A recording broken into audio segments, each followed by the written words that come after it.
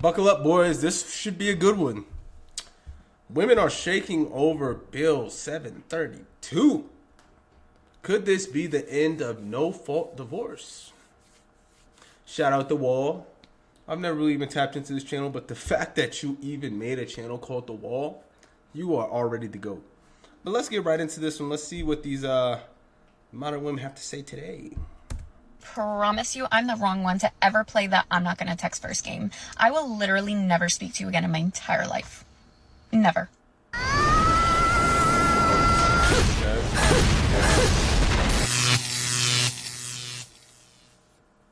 Welcome to The Wall. In today's video, we'll be talking about divorce, how the Republicans with Bill 732 want to change the rules of the game for women. We'll also look at how one woman claims women fare better in divorce, something that apparently no one noticed until now. We'll dive into the heartbreaking story of a man who reveals the true cost of divorce. Your support is super important to us. Give us a like and subscribe to the channel. We're aiming for 150,000 subscribers before the end of the year. Share your experiences and advice in the comments. That's what helps this community grow. Turn on notifications so you don't miss any videos. Now, let's get started. As someone who shares about their divorce online, I have thousands and thousands of comments and DMs from men and women who are either getting divorced or are post-divorce. And something that I think is really interesting as a pattern about the difference between men and women post-divorce is that while divorce sucks for everybody, generally, women come out of divorce and their lives are on an upswing. They're more fulfilled. They're happier, they're calmer, their homes are peaceful. They're doing things that are for them versus for someone else. Fair. And men, alternatively, go through divorce and have a much harder time. A much harder time finding fulfillment, finding satisfaction. Now, of course, these are like broad generalizations. I know there are many men who go through divorce and are happier post-divorce.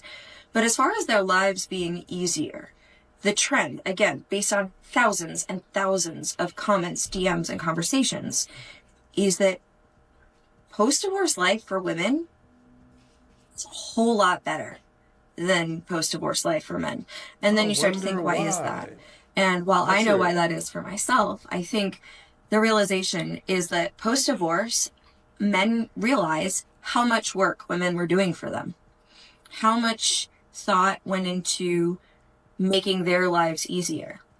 And once women are free from marriage and free from past their divorce, all that energy that they spend putting into supporting their man goes towards supporting themselves and making themselves fulfilled and doing things that make their own lives easier and happier and safer. So while, of course, there are wonderful men out there and there are men who come out of divorce and they are living that more fulfilled life, it's really, really hard for me to ignore that pattern. Hey, bro. If you don't shut your 40-year-old, post-wall, crusty, at least you're not wearing a ton of makeup, but I can see why you should wear makeup ass up. Look, I don't know, I think she's missing out one thing. The fact that 80 to 90% of divorces are initiated by the women. Men are kind of programmed to actually try to make things work. And on top of that, in a vast majority of cases, women do come out on top financially from divorce. There's very rare cases where the men comes out on top. And that's usually if they make less than the woman. So, she kind of missed out an important part of that. But I just want to see if this guy continues, The Wall, if he continues on and what he has to say about that take. Let me know how you feel about that take. What? Oh my God! If I were to take every man who is alone and finance 50% of his life so he could seek his happiness, I bet the vast majority, if not all, would be happy. The divorce rate in this country is around 80% initiated by women and 50% of marriages end in divorce. Divorces almost always happen on average after 7 to 8 years, which is the same average time it takes to pay off most mortgages in this country. Do you think that's a coincidence? Of course not. Many women can rebuild their lives because most leave a marriage without debts. The man, on the other hand, is left with half of his assets gone, having to pay child support, often needing to rent a new place, and in the worst cases, also paying alimony. How on earth are you supposed to get ahead like that? Think about how easy it is to lose 50% of everything, including your 401k and investments, and then have to live on 70% of what you earn. How easy do you think life is after that? Watch the next video, where a man clearly breaks this down. How much divorce cost him and how he sees life afterward. Well, how much did my divorce cost me? Well, this is a fantastic question. There's direct and there's indirect costs. Direct costs, I lost $106,000 out of my 401k retirement plan I spent 20 years contributing to. I also lost half the equity in the home, stocks, bonds, mutual funds, cash, and savings that I also spent 20 years contributing to. I also lost half of all the non-liquid assets like furniture, household goods, electronics, cars. Keep in mind, I paid for all of these.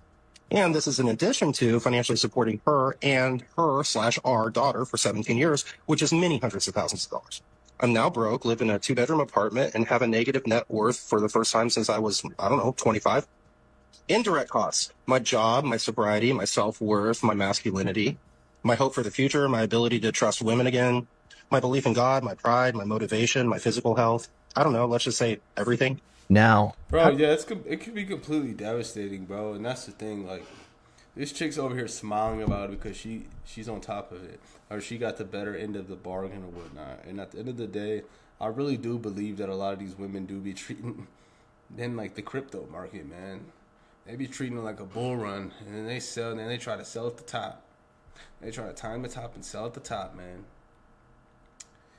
It's an evil world out there, but no, that's tough, man. I mean, considering that you've done everything for, average marriage is what, 7-8 years. Let's say like you've done everything for 7-8 plus years, supported this woman, made sure everything was financially in order for this woman, really gave yourself to this woman, committed yourself to this woman, and she just kind of was like, you know what, Ted? I just feel like we've grown apart. I need to find myself. And while finding myself, I'm going to need half of everything that you've worked for. I'm going to take the house, I'm going to take the cars, and I'm going to take your kid. You can only see him on the weekend. And on top of that, I'm going to need child support. And in the worst cases, alimony. So, yeah, man, I mean, I can see how that would be extremely devastating. How do you think life will go after that? Marriage is a contract where only the woman benefits. A contract where every man who signs it knows he is gambling his entire... And that's why, and I must add too, that's why you have to be fucking stupid to get married these days. Like, maybe our parents' generation, this stuff wasn't really openly available on the internet like this, you know what I'm saying? But considering the mix of what the modern woman is today, and on top of all the stories you hear around it, you'd have to be a fucking idiot to get married through the state. Future. It's a contract where one party is always favored, can walk away whenever they want, and still come out rewarded. Many men dream of building a home, and it's devastating when you give 20 years of your life and everything is taken from you. That's why I've always said, a man who gets back on his feet after a divorce deserves my respect. Most men don't have a support system. Many don't even have friends. For men, family doesn't come to the rescue. Many, when they're kicked out of their home, end up in run-down motels because there isn't a single person there for them. On top of that, they can't even take solace in spending time with their kids because they're taken away too. Why do you think so many turn to alcohol or other vices to numb their pain? Being a man is tough because we will never receive unconditional love that is reserved for women, children, and animals.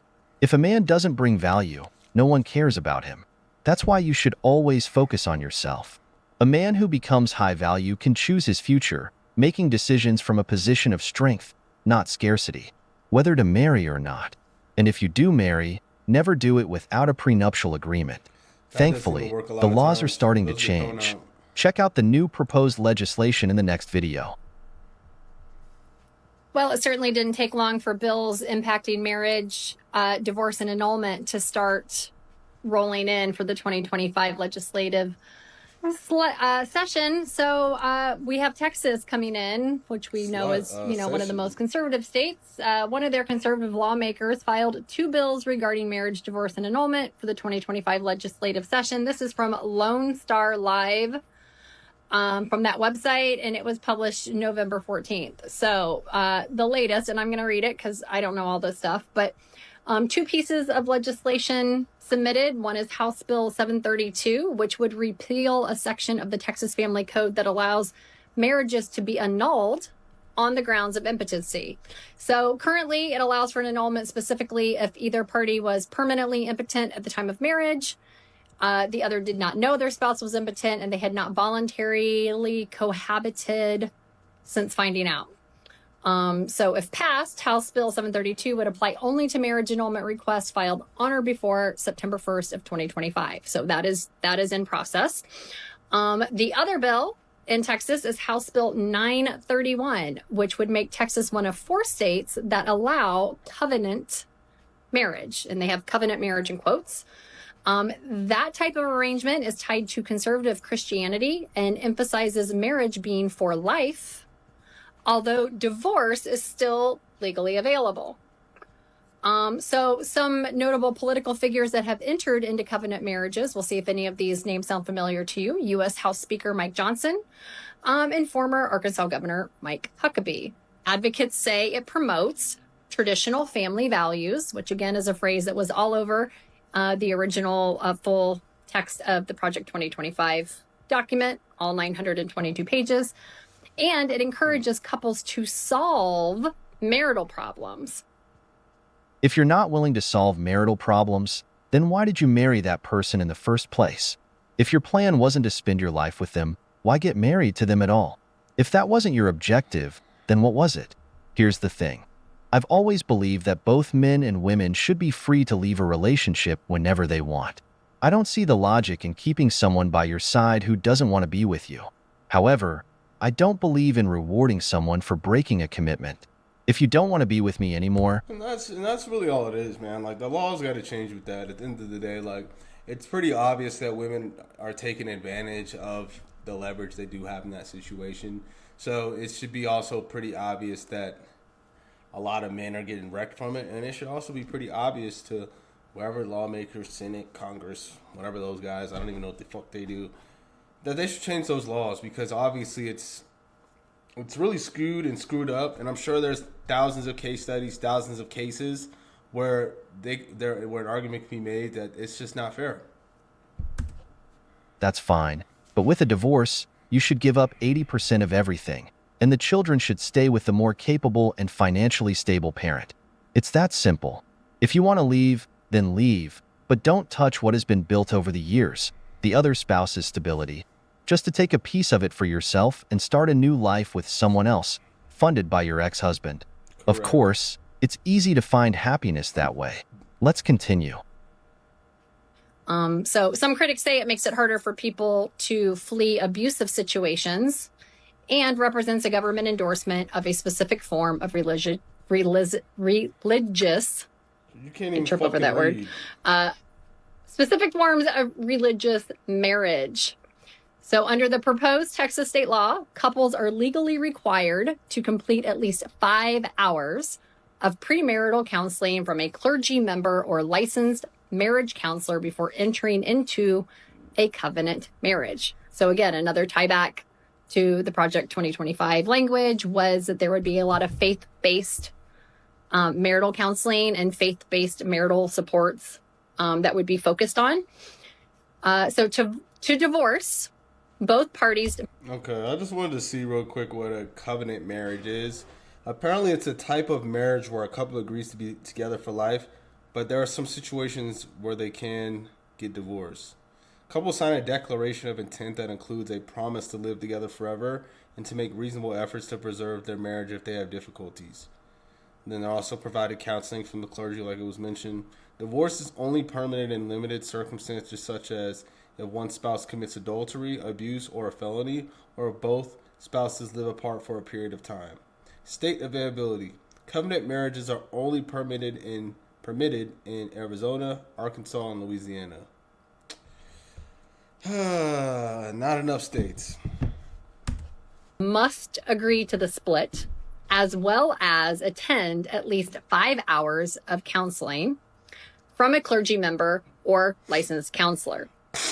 So here's a caveat.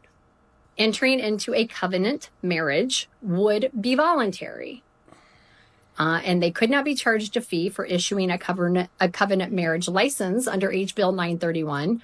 Non-covenant marriage participants still would be required to pay a fee unless the couple completed state-approved premarital education courses, which I would say the unspoken part there is faith-based.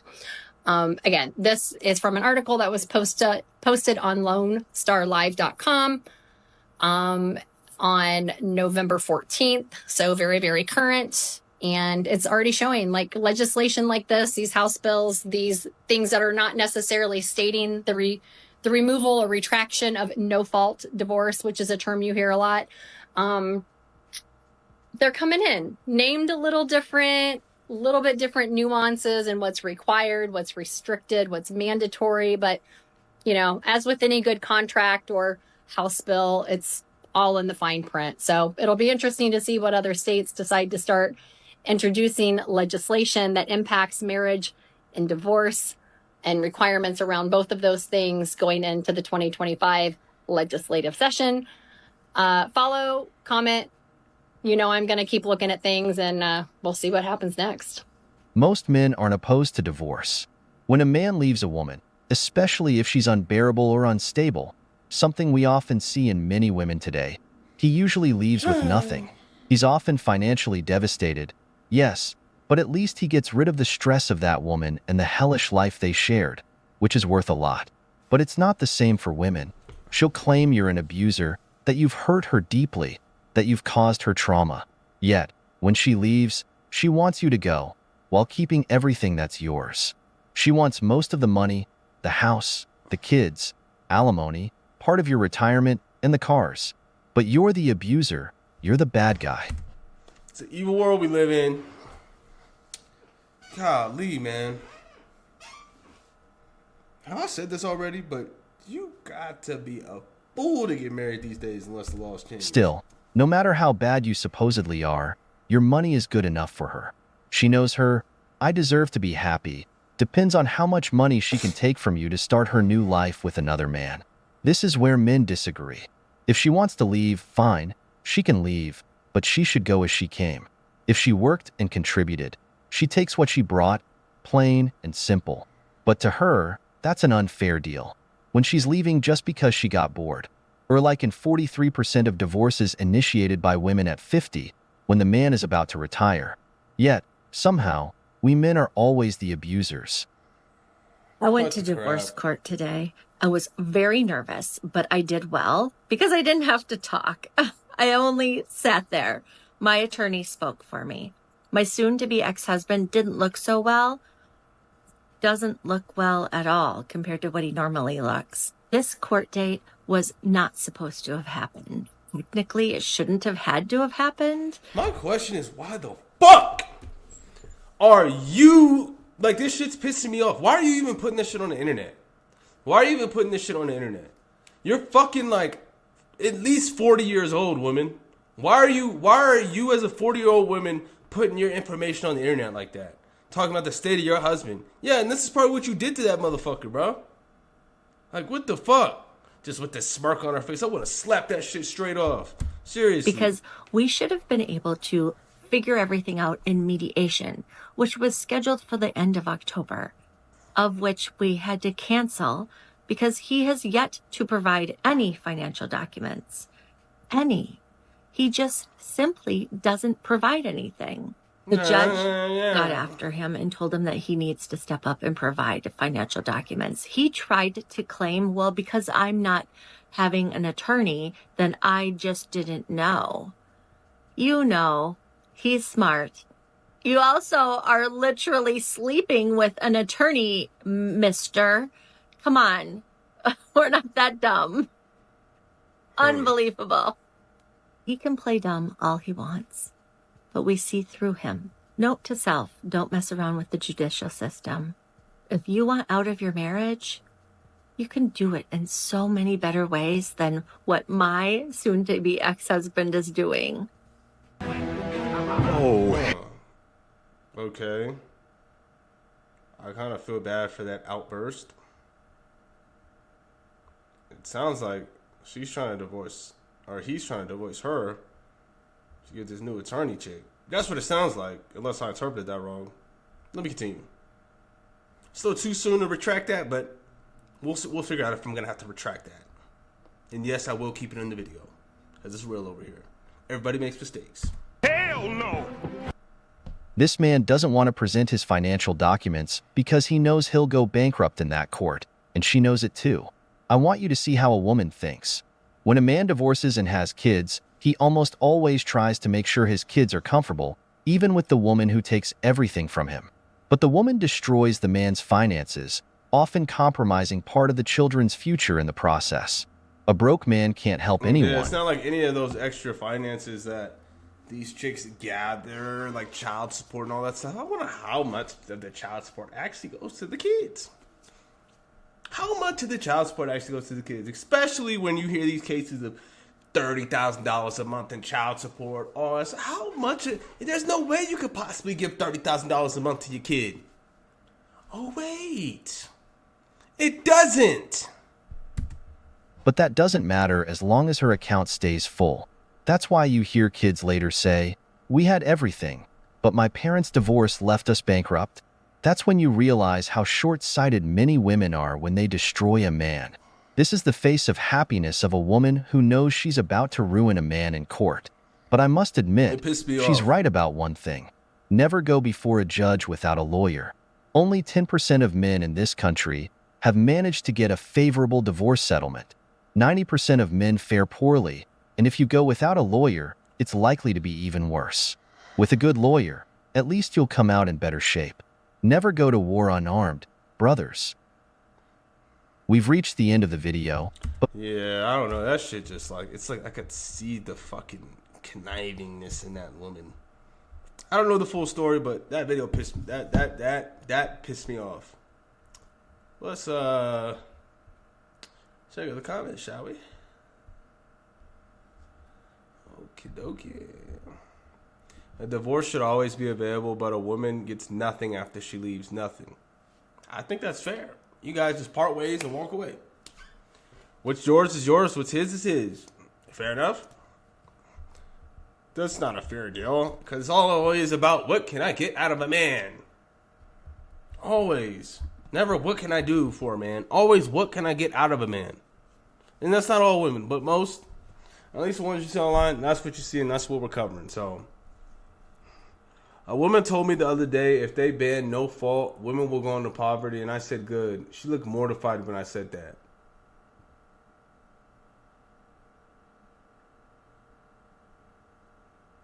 If you're in favor of no fault divorce, type in no fault in the comments, chat. If you've made it this far. Florida has already gotten rid of permanent lifetime alimony, as they should. The number one girl talking about, I guess, the first girl talking about men versus women misses the biggest point. Men don't get cash and pride. Exactly. Don't get married, period. I mean, it's that simple. Let's see. I got divorced after 20 years. I had to pay child support, which took most of my income. The alimony took more than the rest. $138 more than what I brought home. I couch surfed for those 2 years until alimony payments stopped. If that doesn't make a man bitter, nothing else will. I'm still a little bit bitter about it. The judge also said that if I got a second job, that she can come after that money too. If you're a man, don't ever get married. You'll regret it in the long run. Let's see if we got one more that we could. Top. Okay, yeah. Post-divorce life for women is a whole lot better. Yeah, because they take so much of the guy's livelihood during divorce. It's an evil world we live in, guys. If you guys are new here and you made it this far, it really helped the algorithm, so I appreciate you. And ultimately, we're trying to get to 1,000 subs up here, so we're trying to blast off. It's your man, Didi, signing off. If you're new here, don't forget to subscribe, and I'll catch you guys on the next one. Interested to see what you guys have to say in the comments. Later.